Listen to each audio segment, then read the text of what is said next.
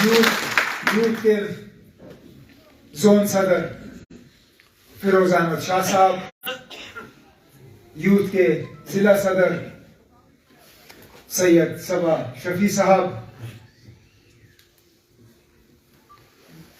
DDC Anantnag chairman Chaudhary Mohammad Yusuf गौसी साहब, हमारे नौजवान एक साथी जनाब उमेश तलाशी साहब, यहाँ पे नेशनल कॉन्फ्रेंस के तमाम औहदेदार हजरात, भाइयों बुजुर्गों, मेरे तरफ से आप सबको अस्सलाम वालेकुम।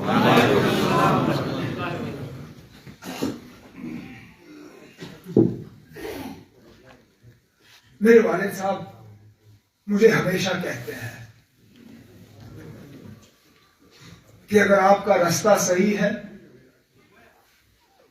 अगर आपकी नीयत साफ है, अगर आपका भरोसा अल्लाह ताला पे है, अल्लाह ताला खुद आपको रास्ता दिखाएगा, आपको घबराने की जरूरत नहीं है।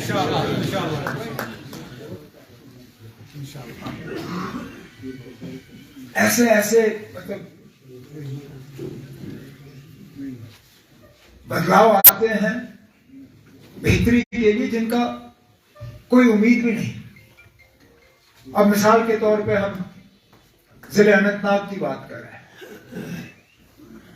नासिर ने दबी अल्फाजों में इस तरह इशारा किया। हकीकत यह है कि जिस परेशानी के नासिर शिकार थे, उससे ज्यादा उस परेशानी का मुझे टेंशन था।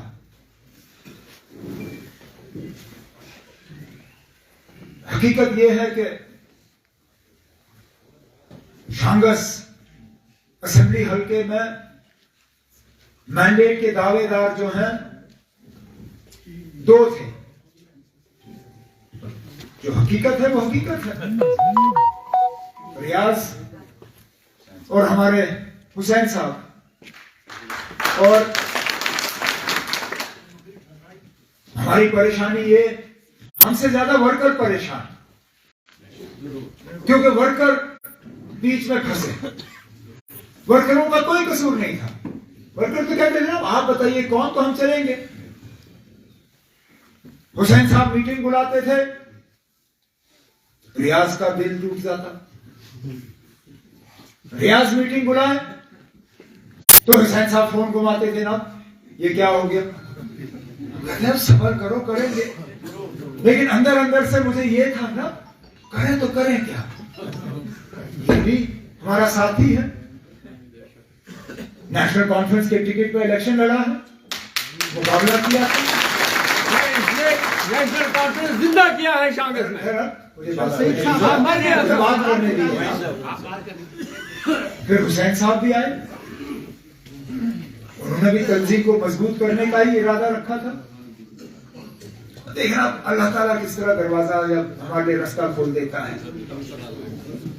बीजेपी वालों ने यहां नई हदबंदी की, डिलिमिटेशन किया अपना फायदा करने के लिए।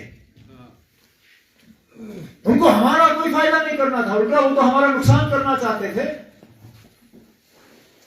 उन्होंने जम्मू में नई कॉन्स्टिट्यूएंसियां बनाई, उन्होंने पीर पंचाल और चिनाब, वहां का नक्शा ही बदल दिया। अब मिसाल के तौर पे मैं आपको बताऊं, किश्तवाड़ जिला जो यहां से ज्यादा दूर नहीं है, किश्तवाड़ जिले में दो असेंबली हलके थे, एक किश्तवाड़ एक इंदरवाल। दोनों में वोटरों की अक्सरियत जो है मुसलमानों की ज्यादा थी। डिलिमिटेशन के बाद उन्होंने किश्तवाड़ के 3 असेंबली हलके बनाए, जिसमें 2 में अब हिंदू वोटरों की अक्सरियत ज्यादा है। क्यों?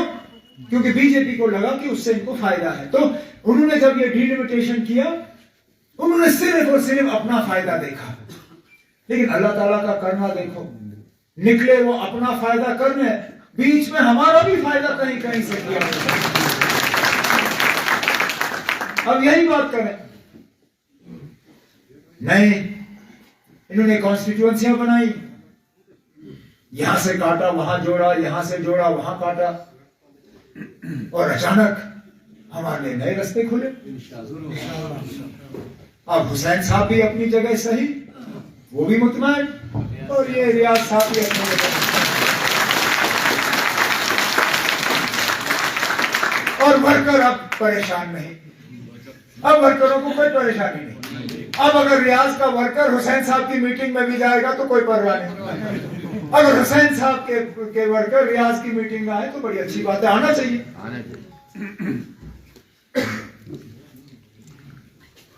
इन्हीं चीजों से मुझे लगता है कि वाकई हमारे जो बुजुर्ग हैं उनकी बातों को नजरअंदाज नहीं करना चाहिए। अगर उनके बाल सफेद हुए, दाढ़ी सफेद हुई, तो ऐसे ही नहीं हुआ, तजुर्बा हुआ, उनको सीखा उन्होंने, और वही सबक हमें सिखाने की कोशिश करते हैं। अब चलिए, तारबंदी हुई, इलाके बने, लेकिन अब इन साथियों की जिम्मेदारी भी बढ़ गई है, क्योंकि ये नया नक्शा जो है, ये पहली बार अब जब कभी इलेक्शन होंगे, ये पहली बार आजमाया जाएगा, और इस आजमाइश में अगर कहीं हमसे चूक हुई तो कहते हैं ना, लम्हों ने खता की, सदियों ने सजा पाई। अगर इसमें हम रह गए फिर हम और किसी को कसूरवार नहीं ठहरा सकते। तो आज ये जो हमारी कभी कभार पुरानी आदत रहती है, जिसमें हमारे कई सारे साथी जो है वो बह जाते हैं, इलेक्शन से पहले ही वो मिनिस्ट्रियां देखते हैं,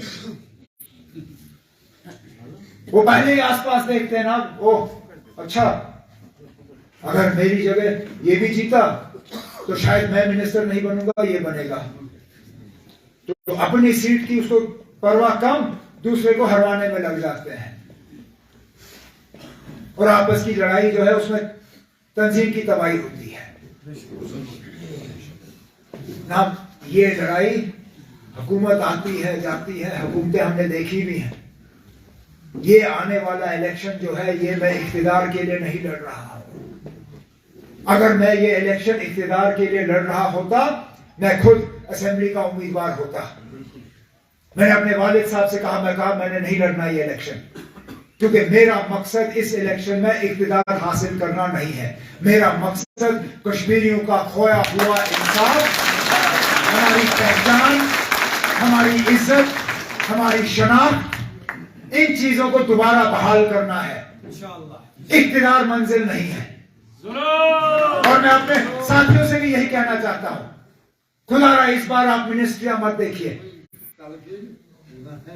याद रखिए जो फारूक साहब कहते हैं, आपके मुकद्दर में जो होगा आपको मिलेगा, मिलेगा।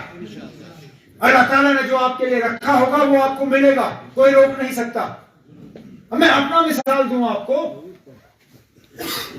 2002 के इलेक्शन में हमने 28 एमएलए जीते, सबसे बड़ी पार्टी हमारी थी, लेकिन हुकूमत नहीं बनी नहीं।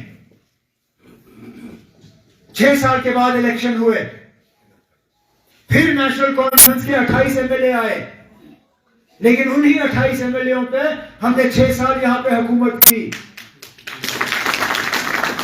2002 में अल्लाह ताला को मंजूर नहीं था हमारा हुकूमत बनाना, नहीं बना। 2008 में अल्लाह ताला को मंजूर था, और 6 साल हमें कोई रोक नहीं सका। इसी तरह 2014 में हमने कोशिश की, अल्लाह ताला को कुछ और ही मंजूर था। सिर्फ अपने साथियों से कहना चाहता हूं, अपनी नीयत साफ रखो, अपने इरादे सही रखो, लोगों के साथ धोखा मत करो, अपने वर्करों की कदर करो, अल्लाह ताला खुद आपको रास्ता दिखाएगा और सही रास्ते पर लगाएगा। और एक दूसरों की मदद करो।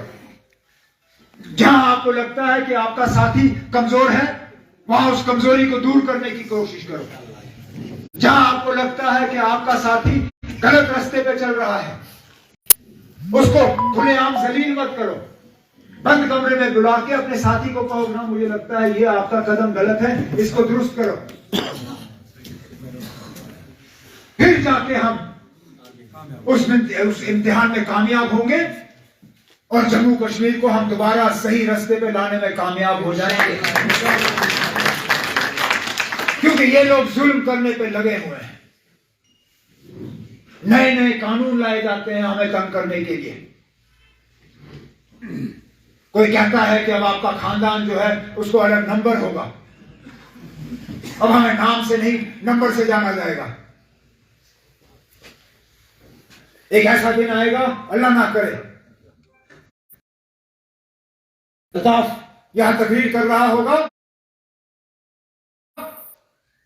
वर्ग की पहचान उनके नाम से नहीं होगा।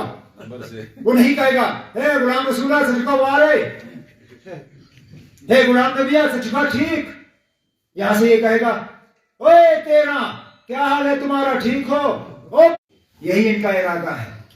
हमारा झंडा हमारा झंडा भी उतारा, हमारा आईन भी हटाया। अब हमारी खानदानी जो पहचान है, हमारा नाम है, उसको भी मिटाने पे लगे हुए हैं। अरे ना ला रहे हैं कानून तो नॉट पॉसिबल, आप क्या कर रहे हो? हमें भी लग रहा था ना 370 नहीं हटेगा, नॉट पॉसिबल। हटा ना।